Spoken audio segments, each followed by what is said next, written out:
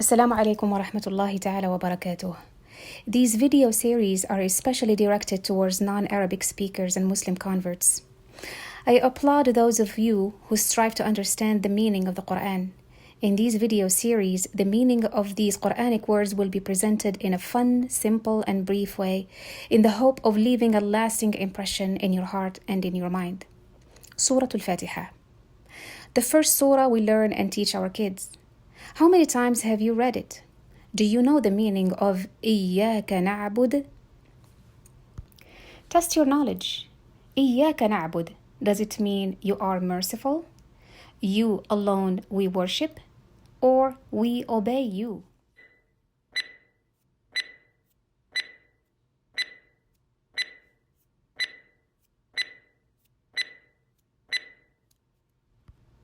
The correct answer is you alone we worship. Did you get the question correct? إِيَّاكَ نَعْبُدُ. You alone we worship. Why do we worship Allah? It is believed that man is created with an innate desire for worship. If he doesn't worship his creator, he will worship an aspect of the pleasures of this life. He will worship money, for example, fame or power. He will worship himself or another person. Worship does not necessarily mean that the worshipper physically bows down to the thing he is worshiping. Rather, it just means that it's his main priority. For example, a greedy person would do anything to get money, even through illegal means. Money has occupied his thoughts. Money is his goal. The love of money made him lose his values and character. So it's fair to say that he worships money. Notice that if one doesn't worship Allah, he replaces that with worshiping something else. This usually leads to a corrupt individual and thus a corrupt society and world.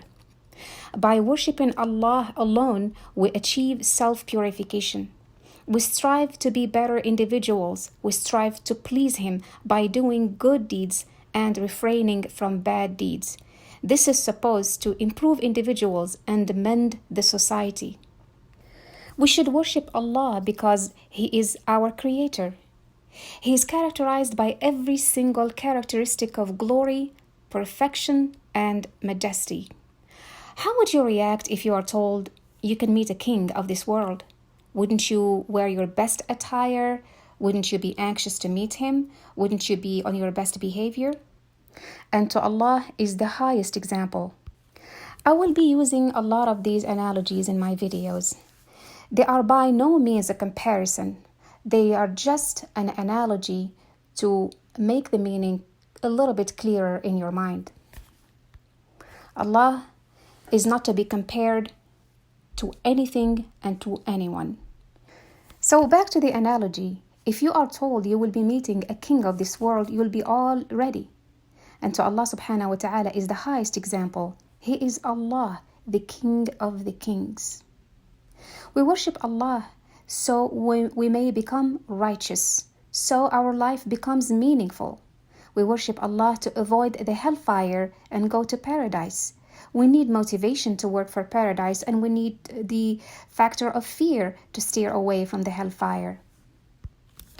We should not think that Allah needs us to worship Him because of some benefit He gets through our worship. Rather, He wants us to worship Him so we can achieve inner peace and happiness in this life and the hereafter. If you like this video, please make sure to share it among your friends and loved ones. Spread the good and get the reward. Wassalamu alaikum wa rahmatullahi ta'ala wa barakatuh.